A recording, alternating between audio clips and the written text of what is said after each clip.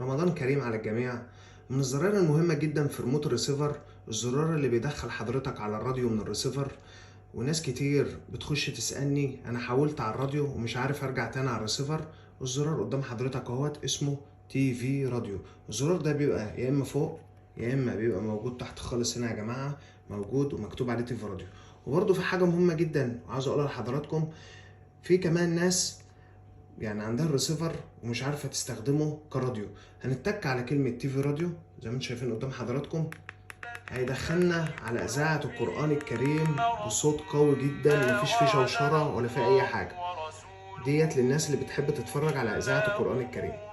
تمام، هتدوس على تي في راديو تاني هيدخلك على الريسيفر بتاع حضرتك.